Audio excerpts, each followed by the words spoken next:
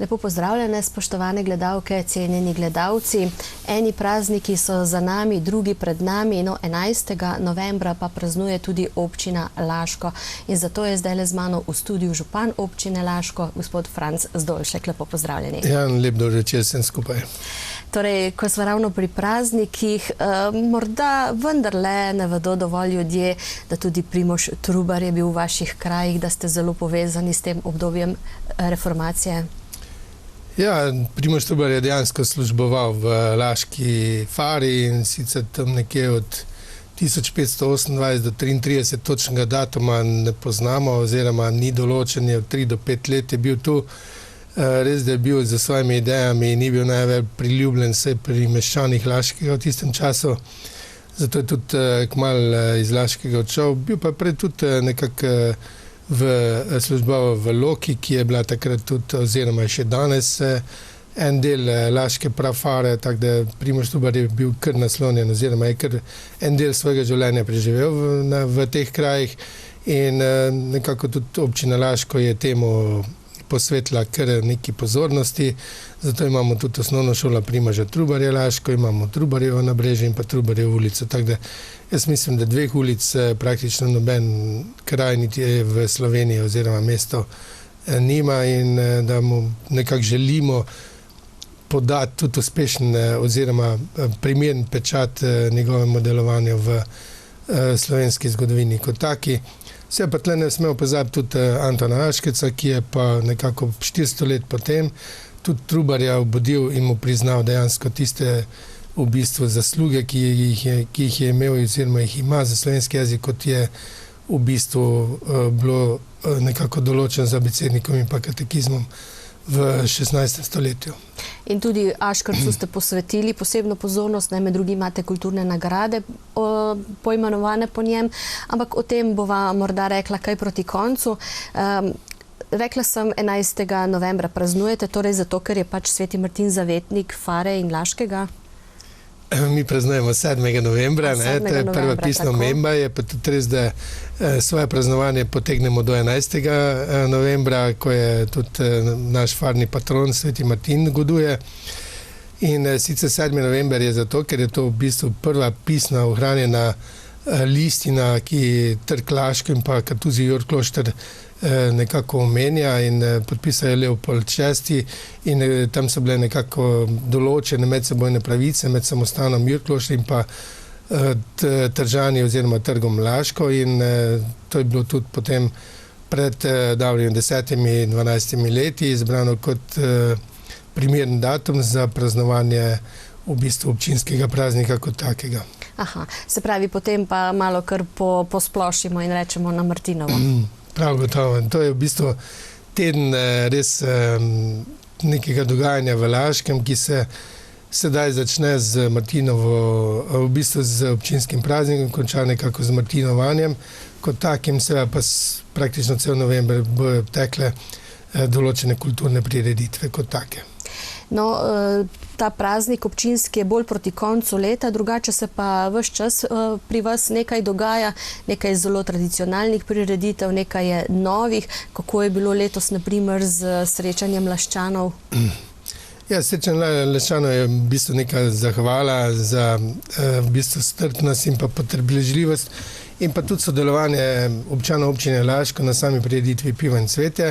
In pa seveda je en tak primeren trenutek pred samim dogajanjem, ko v Laško pride kar veliko število gostov drugje, da se nekako Laščani na občinskem dvorišču skupaj dobimo, malo pregledamo dogajanje v preteklem letu, malo se ponovno snidemo, glede na to, da na dan Laščanov pride tudi ogromno bivših občanov oziroma občanov občine Laško, ki živijo v drugih krajih, pokramljamo in jaz mislim, da je v bistvu to ena res taka laška fešta, ki nekako daje tudi ton potem Pivo in cvetje in pa celletnemu dogajanju v občini Laško kot taki. Kako ste bili zadovoljni z obiskom prireditve Pivo cvetje? Letos je bil kdo glavni organizator? Ja, v bistvu glavni organizator je bil ponovno Stik Laško, s organizacijo Pivovarne Laško in pa občine Laško. In pa seveda z pomočjo vseh društev, ki nekako delujejo, je bila ta prireditev Jaz mislim, da je uspešno speljana kot tako. Hkrati pa seveda bi v bistvu tudi prireditev prešla nazaj v naročje ali pa v naročje občine in pa Stika Laško v samem organizacijskem smislu, kar je kar velik zalogaj, tako za občino kot tudi za Stik. Mislim, da smo nekako ponovno prevzeti te prireditve, uspešno izpeljali, seveda pa bi izdatni pomoči tudi glavnega sponzorja Pivovarno Laško unijo. Je to še vedno taka najbolj prepoznavna prireditev občine? Ja, prav gotovo. Jaz mislim, da je tudi prepoznavna na državnem nivoju kot takem. To je ena najstarejših prireditev, ki praktično neprekinjeno teče več kot 50 let v naši državi. Je nastala na pobudo občanov občine Laško, tudi takratnega turističnega društva. In jaz mislim, da je to prireditev, ki je nekako nam v krvi, ki smo rasli v naši občini. Na njo smo ponosni, sicer se nekako sama osebina v zadnjih letih malce spreminja, vendar pa jaz upam, da bomo tudi, da gre na bolje in da bomo tudi v bodoče, da bo ta prireditev ostala tudi tradicionalna v naši občini. V tolikih letih se lahko kaj spremeni, ne? Prav gotovo. Kar veliko infrastrukturnih velikih projektov poteka ta čas v Laškem. Tisti, ki se morda samo po naključju peljajo mimo, opažajo, da se gradi oziroma gradijo nov most čez Savinjo. Torej, kje, zakaj? Ja, v bistvu je v tem trenutku to ena največjih državnih gradbišč v naši občini, seveda pa tle praktično brez pomoči občine ali pa z našim dost velikim udejstvovanjem prav gotovo ne bi šlo. Je pa v bistvu to evropski projekt, ki nekako omogoča prevoznost oziroma prevoznost železniške proge Trst-Dunaj v bistveno večji tonaži, ker povečuje na eni strani večji pretovor tovora, na drugi strani pa povečuje tudi v neki meri hitrosti na tem odseku. Mislim, da to vsem je znano, da je v bistvu Laški ovinek največji ovinek na tej progi od Dunaja do Trsta in da prav gotovo je bil kar ena velika cokla hitrosti in pa pretovora prometa v preteklosti. Nekako z obnovo in z rešitvijo tega problema se bo tudi hitrost in pa pretovor vlakov bistveno povečal. Sama investicija poteka od Celja pa do Zidanega mosta in je vredna preko 200 milijonov evrov. Sve pa se tle poleg same ureditve železniške proge kot take, ki bo omogočala samo večjo hitrost vlakov, kar pa pomeni, da je tudi bilo potrebno urediti tako železniške postaje temu primerno in pa ukiniti nivojske železniške prihode kot take. Sled tega je pač padla nekako odločitev, da se glede na to, da v Laškem se ob ukinitvi, ob modernizaciji te proge ukinjajo 3 nivojski prehodi, en v Marijagradcu, drug pri Oskri in tretji pri Pivovarni Laško, je bilo potrebno pač urediti tudi alternativno pot v času predvsem poplav in pa seveda tudi kakšnih eventualnih drugih zastojev na tej poti pod Pivovarno Laško. Zato smo nekako skupaj z direkcijo prišli do rešitve, ki je nekako bila na dlani, bi rekel temu tak, glede na to, da je občina Laško že 2008 pristopila k izdelavi OPPN-ja Laško jug in sicer v tem delu Marijagraškega ovinka kot takega z izgradnjo mostu preko Savinje, z izgradnjo mostu preko Lahovnice, z novim podvozom in pa seveda izgradnjo novega mostu na drugi strani Lahovnice. In glede na to, da je tudi to državna cesta, je pač bilo mogoče ta projekt umestiti v celoti v samo železniško obnovo in pa seveda hkrati tudi te stroške temu primerno upravičiti. Ker za vsako investicijo, ki se izvaja v okviru evropskega projekta, je pač potrebno imeti tudi tehten razlog, da se določene stvari lahko naredijo.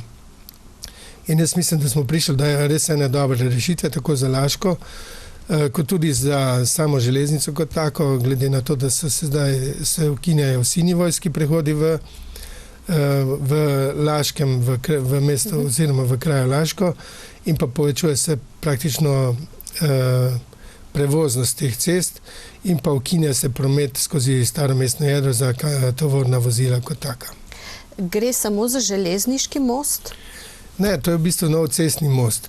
V bistvu nov cestni most in nov železniški podvoz. Aha. In ta dva se v bistvu v tem trenutku gradita in bo ta omogočala ukinitev oziroma zaprtje prometa preko obstoječega mostu za kamione in pa težja vozila, ki so predvsem namenjeni bili zdaj v pivovarno, kot tudi v kraje proti Marijagradcu. Tako da v bistvu ves promet, ki je bil zdaj usmerjen v pivovarno, se bo preusmeril na nov most na Marijagradskem ovinku. Hkrati pa bomo pridobili tudi nov podhod, ki bo omogočal tudi normalno dostavo in pa prevoznost vseh vozil proti Šentrupertu oziroma Marijagradcu in pa Lahomnemu. No, verjamem, da so Laščani tega veseli. Kako pa so sprejeli to ukinitev teh nivojskih prehodov? Je bilo kaj slabe volje? Ja, v bistvu je navada železna srajca. Vedno je kdo, ki mu kakšna stvar ne ustreza, vendar pa mislim, da smo s tem bistveno povečali tudi varnost samih železniških prehodov kot tako, glede na to, da zdaj se nivojsko z ničemer pač ne bomo srečevali. Ne z avtomobili, ne peš, ne z kolesi. In bojo vsi prehodi oziroma podhodi bistveno bolj varni, kot so pa bili v preteklem obdobju. To zgleda res zelo velik projekt. Kako dolgo ste ga pa usklajevali? Ali je šlo na hitro, ker je pač bil interes? Ja, v bistvu tle je bilo pač, roki so bili izredno kratki. Mi smo pač, ta projekt je občina Laško sfinancirala in ga imela že tako daleč pripravljeno, da je lahko šel v realizacijo.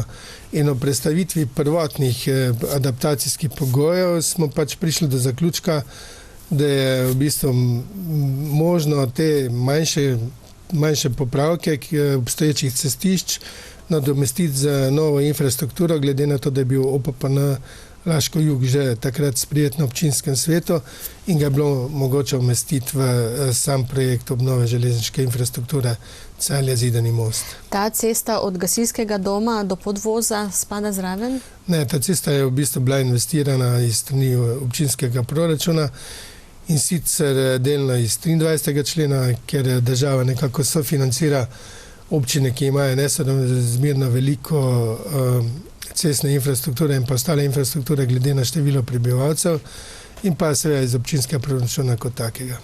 No, tudi v Rimskih Toplicah se potem nadaljuje ali začenjajo dela? Ja, v Rimskih Toplicah je zdaj v bistvu se težišče dela predstavlja iz Laškega v Rimske Toplice in potem naprej v Zidani most. Mimogrede, kdaj bo most končan? Kdaj bo odprt? Ja, most bi naj bil končan nekako v sredini oziroma v drugi polovici naslednjega leta. Aha, potem pa Rimske? Ja, Rimske pa se je zdaj začela obnova same železniške postaje, ki bo ravno tako moderno opremljena z podhodi, z dvigali za invalide, z dvigenimi peroni in bo prav gotovo tudi pripomogla k v bistvu prehodnosti vseh potnikov iz železniškega prometa kot takega. Hkrati pa bo, jaz mislim, kar z nadkritjem imela en tak lep doprinos k komfortu na tej železniški postaji kot taki. Pa se sama investicija potem nadaljuje k izgradnji novega podvoza proti Jurkloštru, kjer že tudi gradbena dela tečejo z res velikimi opornimi zidovi.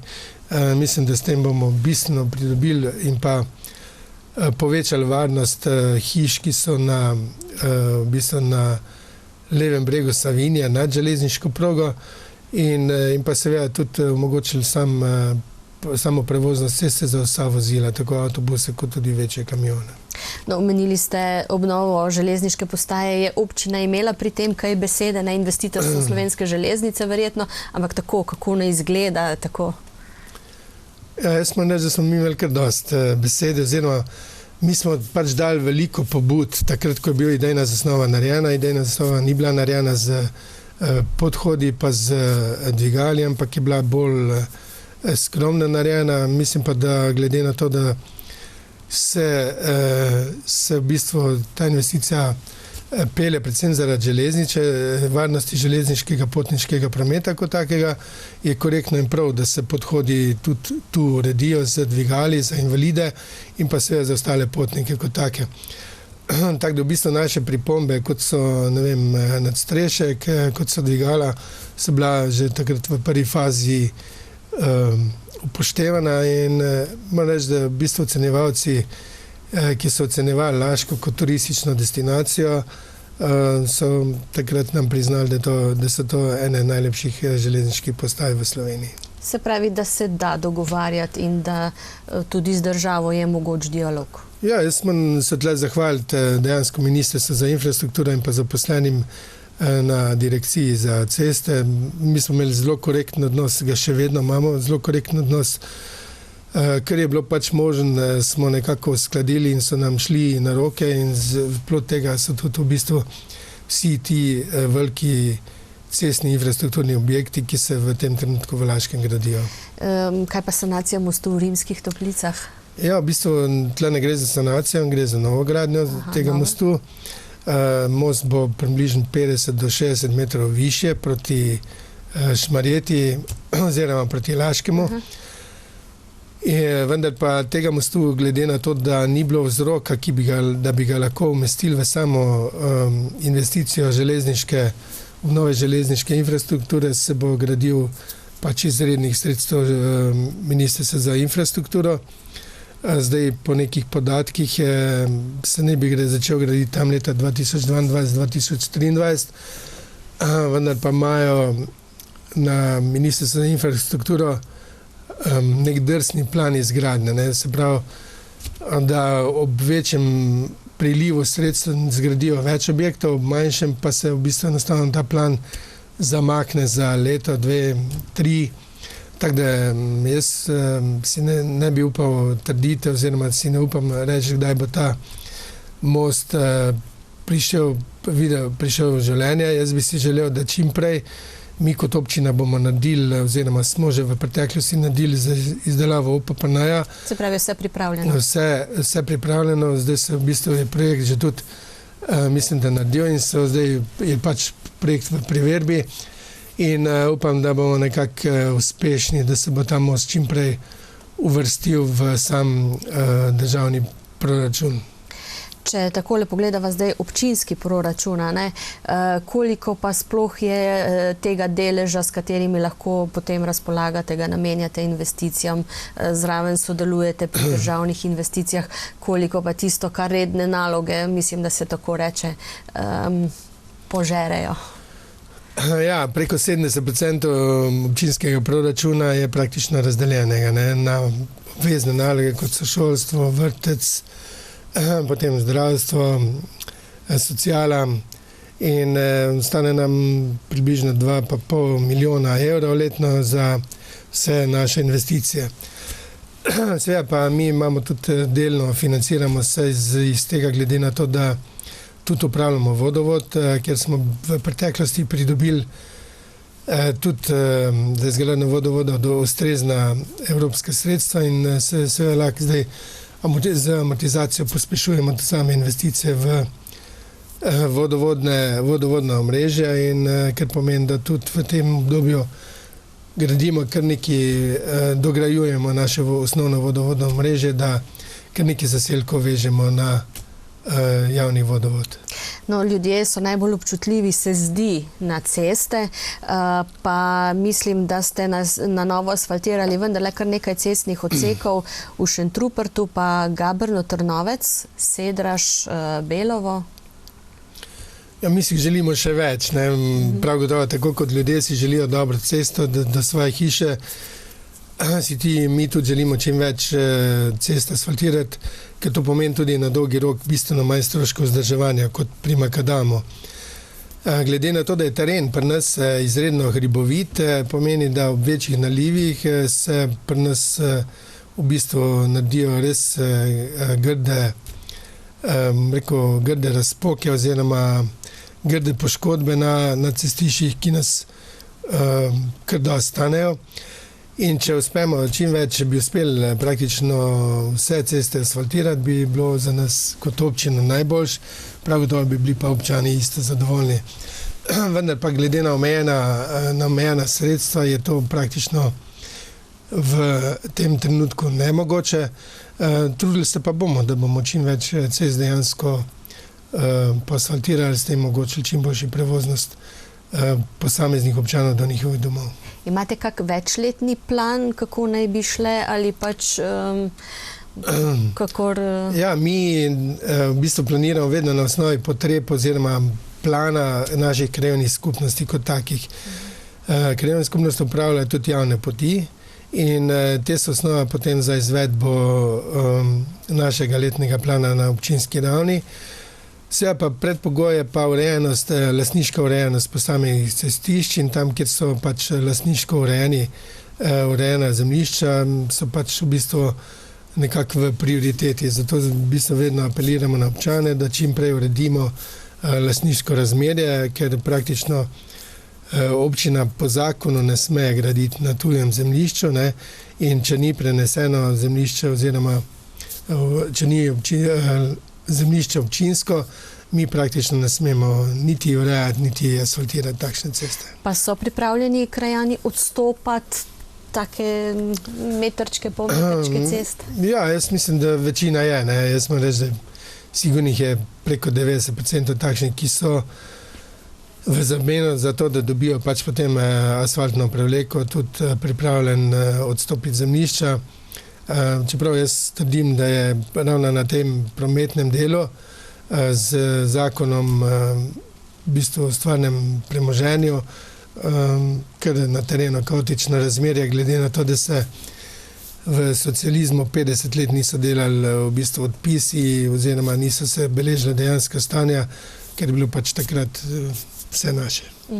Ampak to je treba zdaj urediti, ker zdaj pa mora točno pisati, čigavo je, ne, in kdo lahko... In mislim, da je tudi to prav, ne.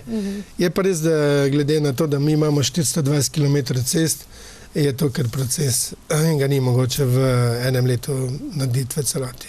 Prej ste že omenili vodovod, mislim, da gradite tudi tretji odsek vodovoda Rečica v Hudnjami.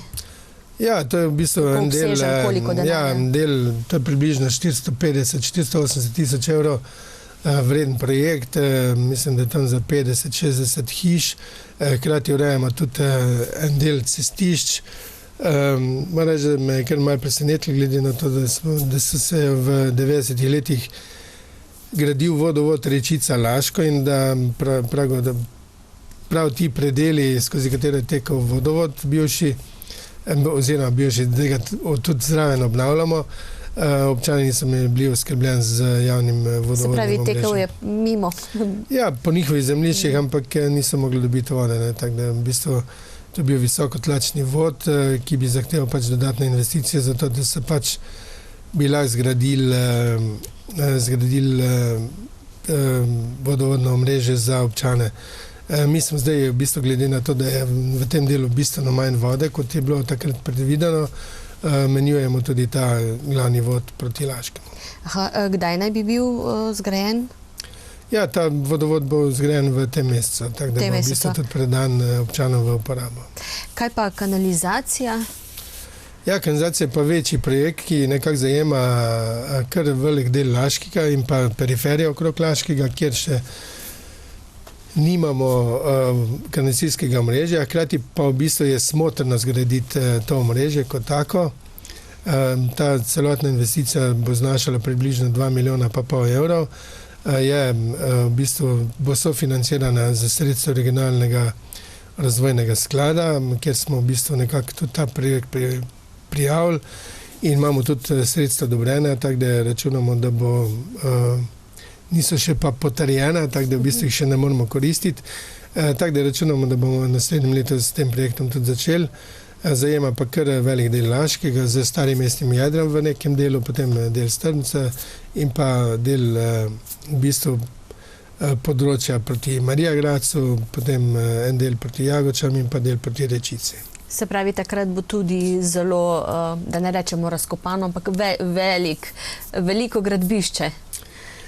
Ja, v bistvu je tako, mi smo vedno v neki dilemi, ne? Ko razkoplješ ni prav, če ne koplješ ni prav. Tako da v bistvu mi smo vedno z glavo med nakovalcem pa tnalcem, ali kako se temu reče. In imamo vedno problem ta, ne? Ko gradimo, so dejansko ljudje, nekateri pač bolj, nekateri manj nestrpni. Tisti, ki so gradili hišo, točno vejo, da hiša se ne zgradi v enem tednu ali enem dnevu, ampak da je to traja dlje časa in da je pač v tistem času teren takšen, kot je. Tako da mi nekako poskušamo pač čim bolj omiliti same v bistvu probleme z kakšnimi obvozi, z kakšnimi v bistvu drugimi ukrepi. Vse pa, ko se bo v bistvu v naslednjih 2 letih, ko se bo gradil tudi kanalizacija po starem mestnem jedru, bo prav gotovo tudi del starega mestnega jedra nekako z omejenim prometom kot takim. Mogoče bomo pa tle najdli kakšno rešitev tudi za naprej, da bo lahko staro mestno jedro tudi živeli z bistveno manj prometa kot takega. In pa seveda, glede na to, da bomo gradili tu kanalizacijo, bomo istočasno tudi glede na to, da smo izvedli razpis za ureditev starega mestnega jedra, bomo tudi nekako popločili in pa zgradili samo cestišče, kjer bo potekala kanalizacija v skladu z natečajnimi pogoji kot takimi. Se pravi, to bo eno veliko delo potem opravljeno, ne, za nekaj desetletij. Ja, jaz mislim, da je prav, da staro mestno jedro uredimo na nek primerni nivo, glede na to, da smo občina Laško kot taka tudi turistična destinacija, da imamo tudi Slovenija Green Gold priznanje, na kar smo izredno ponosni. In ni veliko slovenskih občin. Ja, v bistvu mi smo 8. občina, ki je dobila ta naziv. Ta naziv nas obvezuje še naprej, da delamo nekako v skladu z smernicami zelenega turizma kot takega. Seveda pa to ne pomeni, da bojo pač v starem mestnem jedru luknje v tlakih, ampak da bomo v bistvu kompletne tlake v skladu z v bistvu samim natečajem, ki smo ga izvedli preko ZAPS-a in primerne rešitve mislim, da smo tudi tam dobili, da bomo tudi v bistvu te ulice in pa trge v skladu s tem v naslednjih 2-3 letih tudi uredili. No, rekli ste destinacija Laško, prav zdaj je tudi, mislim, da en promocijski filmček nov izšel. Na področju turizma imate velike načrte, čeprav ste že zdaj veljate kot zdraviliški turistični kraj. Ja, mi smo skozi veljali kot zdraviliški turistični kraj. Moram pa reči, da v bistvu mi tisti turizem, ki je nekako bil do leta 2007, do izgradnje termalnega centra v Termani Laško in pa do obnove rimskih term, je bil pač zdraviliški turizem kot tak. Mi smo imeli pač v tem zdravilišču mnogo več ali manj pacientov, ki so prišli na rehabilitacijo in usluge mesta so bistveno manj koristili, kot pa jih ti turisti, ki so začeli zdaj že prihajati, poleg teh turistov, ki so še vedno na medicinskih rehabilitacijah v Laškem. To pomeni, da na koncu mi nadgrajujemo nek turizem iz zdraviliškega, ga nadgrajujemo še z ostalim turizmom kot takim in en produkt je tudi to 5-zvezdično doživetje, ki ga bomo v naslednjem letu nekako tudi pričeli izvajati v Laškem in to je Honey Brew tura v Laškem in prav gotovo si želimo tudi gostov še mogoče še kakšnega višjega cenovnega razreda, rekel tak. In na tem tudi delajo. Jaz sem vesel, da se tle vedno več tudi manjših privatnih iniciativ pojavlja. Tu ne more biti samo občina, ne? Ali pa samo en ali pa 2 hotela. Ja, v bistvu občina pač ne more biti turistična ali pa ne turistična. Tu občina pač nekako ustvarja pogoje za predvsem infrastrukturne pogoje in pa eventualno tudi prireditvene pogoje za razvoj turizma kot takega.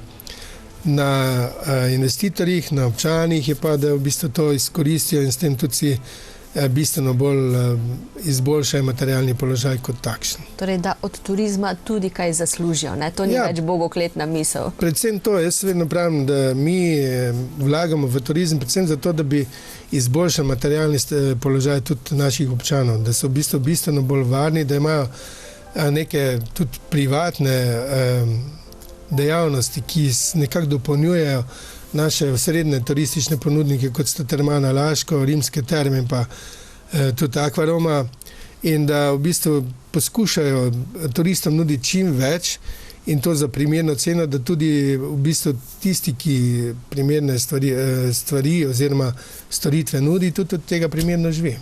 Ker turisti so pripravljeni, ne, za dobro stvar tudi kakšen denar pustiti v občini. Ja, ne vem, jaz, ko grem na morje, sigurno vsak dan s tem nekaj denarja še dodatno, poleg tistega, ker plačam, in jaz mislim, da tudi vsi ostali. In mi moramo z enako logiko nekako streči z gostom, da jim čim več nudimo in na drugi strani tudi čim več dobimo. In vkolikor bomo imeli res dobro ponudbo kot tako, nobenemu ni težko plačati toliko denarja za to.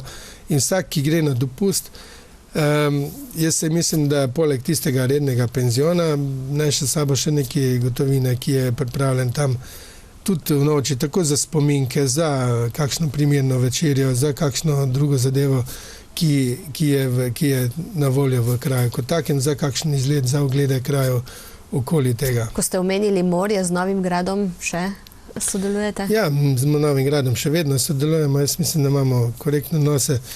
Želimo si še pa kakšen evropski projekt, ki bi ga skupaj izpeljali. V Rimskih Toplicah gradite nov TIC, turistično-informacijski center. Torej, te točke so pa še vedno pomembne in za te je občina odgovorna. Ja, mislim, mi gradimo TIC-e zato, da bojo postali pospeševalniki turizma. In ne tistega turizma, ki se nekako odvija v hotelu, to je tak standardni turizem, ampak da preko TIC-a čim več stvari nudimo support tem hotelom kot takim, ne? Da nekako animiramo prebivalce, občane, da postanejo tudi aktivni dejavniki v našem turizmu. To je tisto, kar smo se prej že pogovarjali, da od tega tudi nekaj zaslužijo, nekaj imajo. In prav gotovo so, ne vem, kakšni kafiči, kakšni pušelšanki, kakšni kmečki turizmi, kakšni spominki. Zelo močno imamo tudi pri nas v bistvu te zeliščarje, proizvajalce čajev, proizvajalce mila, v glavnem pojavlja se kar en kup nekih dejavnosti, ki želimo mi v prvi fazi ponuditi v naših teh turistično-informativnih centrih oziroma TIC točkah. Krati pa želimo promovirati samega proizvajalca, da v primeru, da se omogoči oziroma da se usposobi, da je sposoben tudi na domu določene storitve nuditi, da ga usmerimo tudi k njemu, ne? Da v bistvu človek, ki pride na TIC, dobi eno celotno ponudbo ponudnikov Laškega kot takega. Ampak čisto pravo pivnico ste pa šele menda zdaj pred kratkim dobili. Ja, v bistvu... Se ni treba reklamu zanj, ne? Težko rečem, to je bil pač en prostor, kjer je bila praktično že pivnica, ki pa nikoli ni prav zaživela.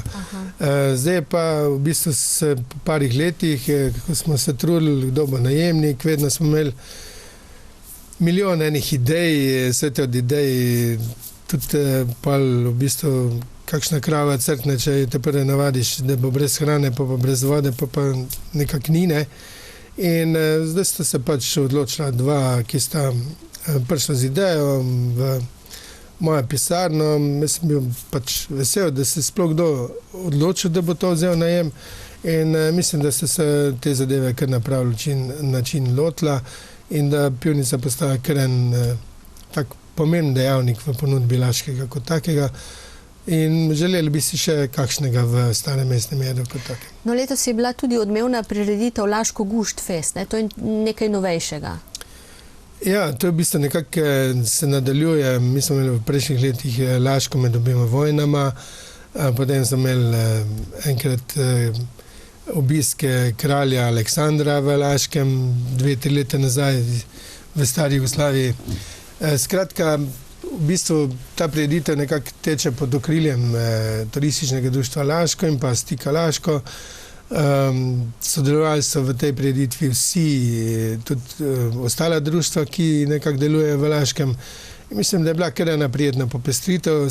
Tle so se tudi se je predstavilo 5 vrhunskih kuharjev kot takih, glede na to, da tudi v tem trenutku teče projekt prehranske piramide v naši občini.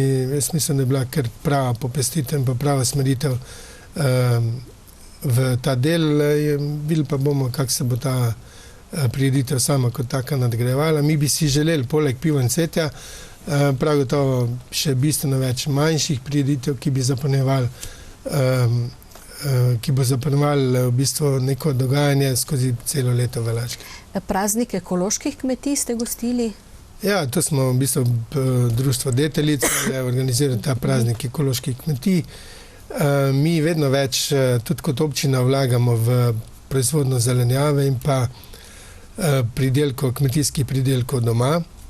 In eno od teh so tudi ti ekoponudniki kot taki. V Laškem se tudi pojavljajo in so tudi zelo aktivni v tem društvu Deteljica in sled tega smo prišli na idejo, da bi tudi v Laškem naredili en praznik ekoloških kmetij. Jaz mislim, da je bil praznik dobro obiskan, glede na to, da je bil prvič in da je neka pravilna usmeritev predvsem za naše podeželje, da se pač na ta način čim bolj spromovira. Se pa s tem doseže tudi eno novo kvaliteto kulinaričnega dogajanja v naši občini. No in prav glede kulinarike, imate razvijate novo blagovno znamko Okusi Laškega? Ja, to je v bistvu, Laško, kako? Zato smo dobili tudi določena finančna sredstva. Okusi Laškega tečejo res pod budnim očesom strokovnjakov, dr. Bogataja naprej. In mislim, da bomo prišli v tem mesecu do res ene take kulinarične zgodbe oziroma nekih receptov, ki bodo v Laškem nudili neko kulinarično doživetje kot tako.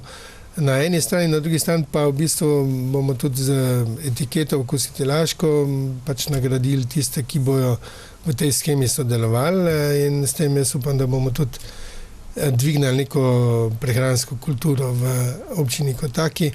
In pa seveda želimo si, da bi čim več teh jedi, ki so nekako avtohtone in pa jedi iz njive na mizo, prišlo tudi do v bistvu porabnikov, tako domačinov, kot tudi seveda gostov, ki prijajo v Laško.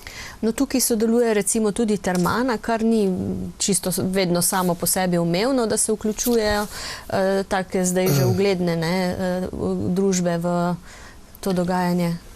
Ja, jaz mislim, da Termana se kar v določene zadeve kar lepo vključuje, vedno bolj in tudi zaznava neko priložnost kot tako. Se tu tudi ostali ponudniki vključujejo. Termana pa se je že pred leti tudi kot prva vključila v projekt Čebelam prijazno podjetje kot tako. Ima del v bistvu sladic in pa ostalih prehrambenih izdelkov, ki temeljijo na medu kot takem.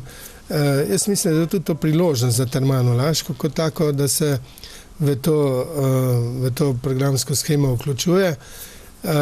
Se na koncu mi moramo dati tisto, kar imamo, ponuditi gostov, ki pride v občino Laško. Mislim, da če mu ponudimo dunajski zrezek, ki sicer lepo zgleda, pa bi rekel temu, da se fine počutimo, ampak ni to. Kako sodelujete zdaj s pivovarno? Ja, s pivovarno je pač v bistvu, jaz moram reči, da isto kot prej, praktično imamo korektne odnose. V zadnjih 10 letih se pivovarna v neko dejavnost oziroma financiranje občinskih projektov ni pojavljala v veliki meri. Bila je pač nosilec dejavnosti košarkarskega kluba kot takega in pa v enem delu Tica. Zdaj se je tudi tam njena dejavnost malce zmanjšala. Dogovarjamo se za v bistvu eno bolj konkretne v bistvu projekte v bližnji prihodnosti jaz upam, da bomo tle uspešni, glede na to, da se je pa kar veliko strokovnega in pa vodilnega kadra v pivovarni Laško Union zamenjali in da se bo zdaj mogoče pač ta pozicija malo stabilizirala tudi na tem področju in da bo v bistvu sodelovanje potem bolj enostavno potekali, bi temu rekel. Večkrat sva že omenila kulinariko, pa tudi sladko in med. Zelo odmevna je bila otvoritev Krašovčeve nekdanje hiše oziroma čebelarskega centra v tej hiši. Pa marsikdo ni vedel, da je v bistvu tam živel tak starosta čebelar, ki je že itak ali itak vsem dajal nasvete in jih poučeval o čebelarstvu. Ja, jaz sem tega gospoda Eustahija tudi poznal, glede na to, da sem hodil tam po tisti ulici v osnovno šolo. Bil je tak malo specifičen, imel je sred mesta takrat že, bi rekel temu, urbani čebelnjak, ki so danes... Mislim, sredi mesta, da ne bodo ljudje iskali kje okoli. Imel je takrat že urbani čebelnjak, praktično v urbanem delu, tako da Laško že kar dolga leta ima tak urbani čebelnjak, ko ga mogoče zdaj nekateri komi promovira in se... Kot nekaj novega. Ja, se s tem hvalijo, jaz mislim, da to ni nič posebnega. Sam čebeljak smo pred leti kupili, mi smo kupili del zemljišča od te stavbe, pred leti za širitev cestišča in glede na to, da smo pač ta del kompletno odkupili, smo se takrat odločili, da bomo ta stari čebeljak tudi obnovili. V nadaljevanju tega v bistvu sodelovanja z takratnim lastnikom, gospodom Krašicem, pa smo se nekako dogovorili tudi za odkup celotne te hiše. In glede na to, da Čebelarsko društvo Laško je izredno aktivno na vseh področjih, kar se tudi vidi, glede na to, da smo mi kar neka medena destinacija, da bomo tam tudi v bistvu to hišo odkupili in smo se čebelari dogovorili, da bomo ene prostore za njih tudi v tej hiši uredili. Prej niso imeli, ne? Zdaj zadnje. Ja, oni so baje imeli 40 let nazaj svoje prostore, potem so pa te prostore zgubili in so pač vsi delovali, malo doma, malo tam, praktično ni bilo neko zanesljivo delovanje oziroma niso imeli stalnih prostorov, bili so pa in pa so še vedno izredno delovni. Nam se zdi pa v bistvu samo čebelarstvo zelo pomembno tudi za razvoj kraja kot takega in pa za v bistvu normalno upravljanje krožkov, čebelarskih krožkov v naših šolah kot takih, glede na to, da je kar veliko zanimanje tudi za samo čebelarstvo v šolah. Sled tega smo se pač odločili, da bomo v spodnjih delih jim nekako pristopili nasprot in da bomo spodnje kletne prostore uredili v čebelarski muzej oziroma čebelarske prostore, ki bojo omogočali tudi na eni strani druženje samih čebelarjev, na drugi strani prikaz čebelarske dejavnosti in na tretji strani pa malo čebelarskega muzeja kot takega, da tudi to preteklost v Laškem nekako budimo. No, Stik mislim, da upravlja s temi prostori, kaj pa zgornji del? Ja, v bistvu hiša je v kompletu občinska, spodnje prostore upravlja Stik Laško, v zgornjih prostorih pa sta dve stanovanji, enega nekako zdaj koristimo za projekt Erasmus, kjer stanujejo študenti, v drugem bomo pa uredili eno stanovanjsko enoto kot tako. Tako. No, letos ste v bistvu praznovali v Laškem kar nekaj jubilejev. 150-letnico čitalnice je bila letos? Ja, v bistvu... Pa turistično društvo, upokojenci, lovci, tudi nenazadnje košarkarski klub? Ja, v bistvu Laško je kar stara naselbina, bi temu rekel, in v preteklosti so bili Laščani, jaz mislim, da kar napredni v enem smislu in pred 150 leti je bila tudi v Laškem ustanovljena čitalnica, takrat je bilo pač eno obdobje, kjer se po Sloveniji sorazmerno dosti čitalnic ustanovili in tudi Laško ni bil nobena izjema. In na to hišo, kjer je bilo v bistvu takrat ustanovljena prva čitalnica, smo tudi pritrdili v bistvu kamnito ploščo, kjer tudi to poudarjamo. Res je, da hiša ni tista, ki je bila takrat, je pa kompletno obnovljena v enaki obliki, z modernimi materiali.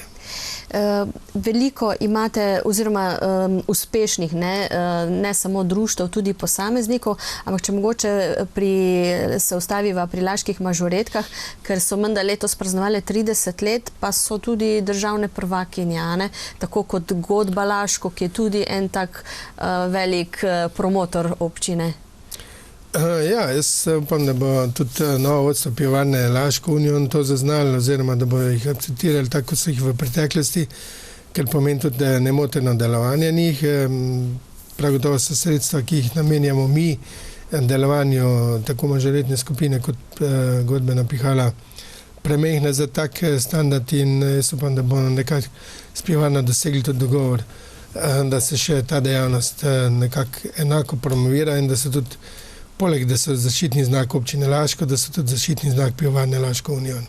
Prej so nekaj zgodovinskih osebnosti omenila, kulturnih, imate pa tudi zelo uspešne športnike, Mislim, da na zadnje vas je Sara Čopar zelo razveselila.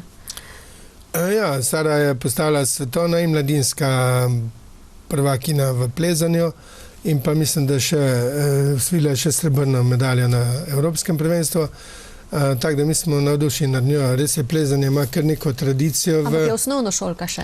Ja, ona hodi v 9. razred podružnične osnovne šole v Debru. Je pa sedaj članica plezalnega društva Celje. Moram pa reči, da v bistvu plezanje ima kar neko tradicijo tle in tam v 90. letih oziroma zadnjih 20 let, 30, dosega izredno dobre rezultate. Mi imamo skozi te mladince na vrhu. Tudi slavih 20 let nazaj je v bistvu občina Laško takrat pridobila sredstva za izgradnjo plezalnega centra, vendar pa se takratno vodstvo občine za to ni odločilo, kar jaz mislim, da je škoda. Bi bili takrat med prvimi, ki bi imeli ta plezalni center in bi bilo veliko plezalnega dogajanja dejansko v Laškem kot takem. Morda pa še ne. Upam, ja. Sicer pa 7. novembra, torej imate občinski praznik in osrednjo prireditev v Kulturnem centru Laško. Kdo pa so nagrajenci? Jih je veliko letos? Ja, vsako leto imamo kar približno enako število nagrajencev, ponovadi podelimo eno zlato priznanje, 2 srebrna in pa 3 bronasta. Letošnjem letu mislim, da bo ta samo 2 bronasta. Smo pa v letošnjem letu se tudi odločili, da bo gospod Edo Jelovšek, sicer je že pokojen, posthumno postal tudi častni občan občine Laško in tudi to bomo na tej prireditvi podelili. Poleg zlatega priznanja potem 2 srebrnih in bronast bomo podelili tudi kristalne grbe za v bistvu odličnjake oziroma najboljše dijake srednjih šol in pa Sari bomo tudi enega dali za dosežke v plezanju v svoji kategoriji. No, mislim, da je ena taka prijetna prireditev v tem programu tudi zakonci jubilanti. Kaj njim pripravljate? Ja, to je v bistvu bolj prireditev, ki se vodi pod okriljem župnije Laško. In ti v bistvu nekako po 20-30 letih skupnega življenja nekako ponovijo za obljube, za srečen zakon tudi naprej. Se pravi, pustite to bolj župniji? Ja, to je v bistvu bolj župnijski del, ker pa jaz mislim, da tudi kar en tak pomemben dogodek, glede na to, da imamo v tem trenutku ali pa v teh časih vedno več razbitih družin, vedno več ločitev in prav je, da tistim, ki pa nekako še gojijo to tradicionalno družinsko življenje in pa mogoče so imeli tudi srečo, da so v življenju srečali pravo osebo, s katero jim ni problem živeti tudi 20, 30, 40 let, da jim damo neko posebno priznanje. Kako pester je sicer ta program prireditev? Mogoče bi kaj izpostavili poleg te slavnostne seje? Ja, prav gotovo je sama prireditev, ki bo na dan praznika, to je v četrtek. V petek imamo prireditev v osnovni šoli Anton Aškec v Rimskih, kjer bomo nekako v okrogli mizi obeleževali 160 let šolstva v Jurkloštru in pa v Rimskih Toplicah.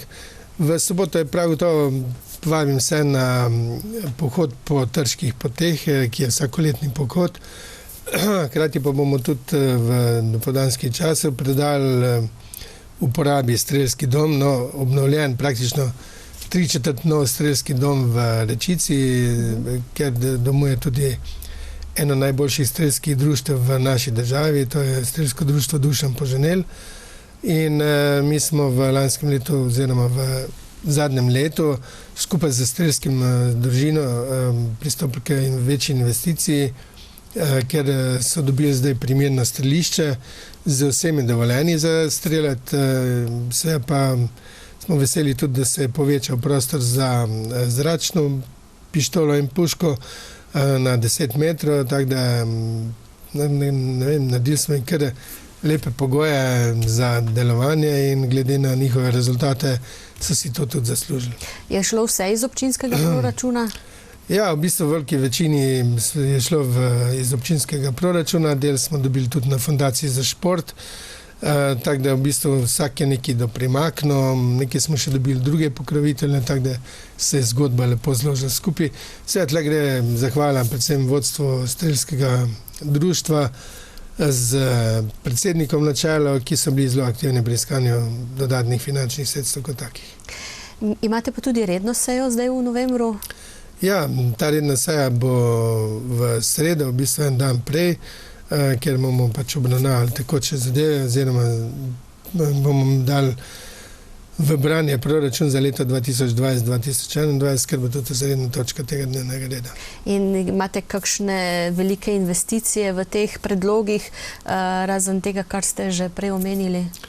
Ja, v bistvu mi imamo skozi kar nekaj investicij teče, zdaj se bo pričela, bo išel razpis za izgradnjo v bistvu dograditev vrtca v Rimskih Toplicah, seveda v pripravi je tudi lokacijska informacija oziroma lokacijska preverba za izgradnjo prizidka k zdravstvenemu domu v Laškem, kar je tudi večja investicija. Potem pristopamo tudi k v bistvu pridobivanju sredstev za izgradnjo telovadnice v Rimskih Toplicah kot take. Kar nekaj teh investicij je, ki niso tako male za naš občinski proračun in bo treba biti kar strpen in pa nekako tudi učinkovit, da bomo dobili zadostno finančne sredstva za realizacijo vseh teh naših nalog. Mislim, da je tudi predlog o zastavi in grbu občina. Je to gre za kakšne spremembe? Ne, to so samo v bistvu spremembe, ker se pač glede na to, da so v bistvu stare RAL lestvice, barne pa določene druge stvari niso več v uporabi, se bojo samo modificirale in se bojo pač aktualne oznake uporabljale.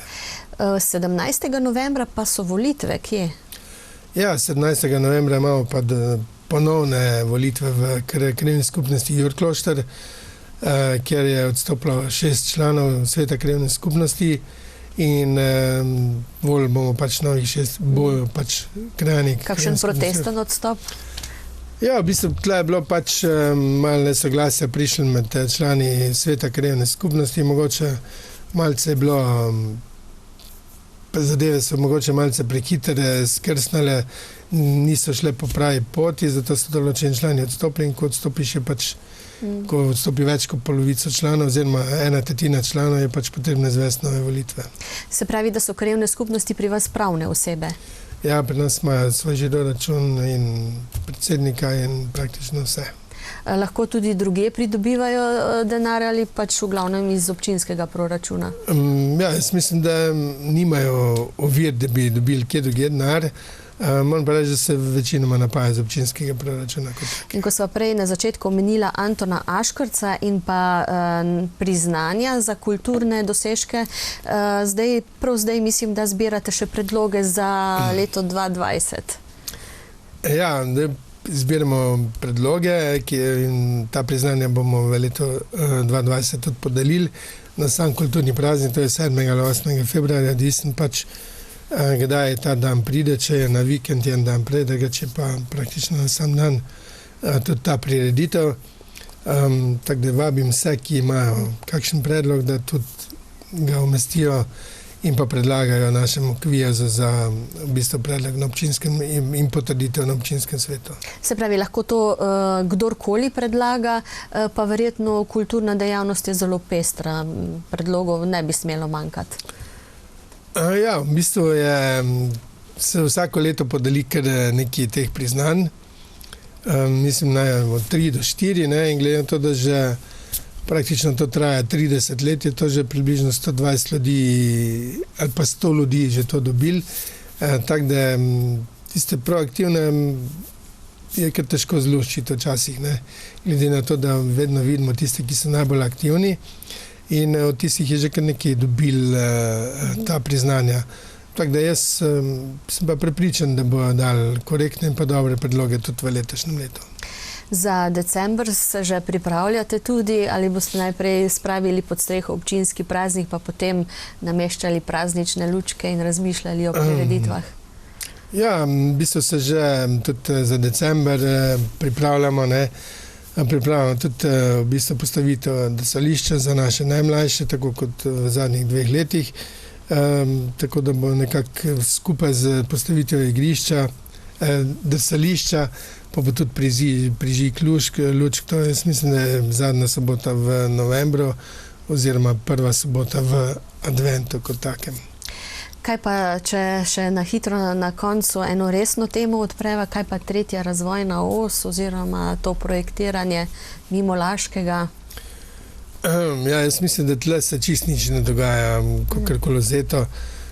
Laško se dejansko vedno bolj utaplja v prometu, Celje Laško je vedno več prometa, zdaj dnevno vozi po tej poti približno 17,000–17,500 vozil.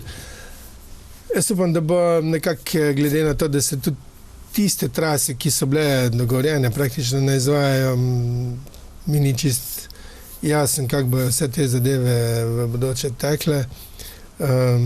Tako da mi bi si želeli, da bi mogoče tle tudi imeli mi kakšno informacijo na tem področju in da bi nekako bil tudi Slovenj Gradec nekje povezan s Črnomljem, ali bližje nas, ali malo dalje nas. Skratka, želeli bi si, da se prometno malo bolj razbremenimo. Seveda pa osnova pa prav gotovo je obvoznica Celja, ki bi predvsem tiste, ki pridejo, ki se dnevno vozijo iz Laškega v Ljubljano, ali pa tiste,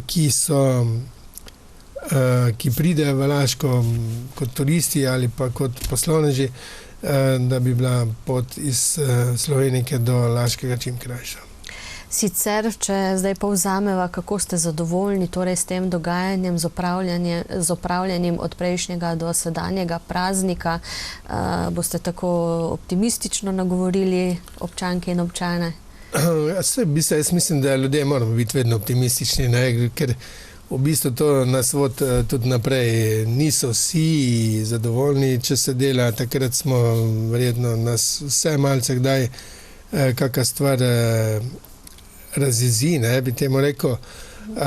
Pa ko je gotovo, pa v bistvu nekako sprejmeš tisto kot neko dejstvo in v pol leta se praktično niti ne spomniš, kak je bilo pa prej, pa je bilo sploh mogoče se po tistih poteh takrat prej voziti, pa kakšni problemi so bili prej, ampak vzameš to kot samoumevno, kar je v bistvu nekje v človeški navadi in pa tudi kar neka sreča je, da je to tak, ker v bistvu ko se v bistvu navadiš, čim prej pozabiš tisto, kar je mogoče bilo včasih, pa ni bilo tako dobro, pa je bilo slabo.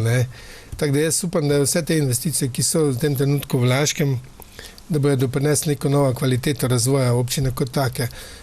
Zdaj smo imeli praktično levi breg Savinje, dolga leta praktično mrtev, poslovno mrtev.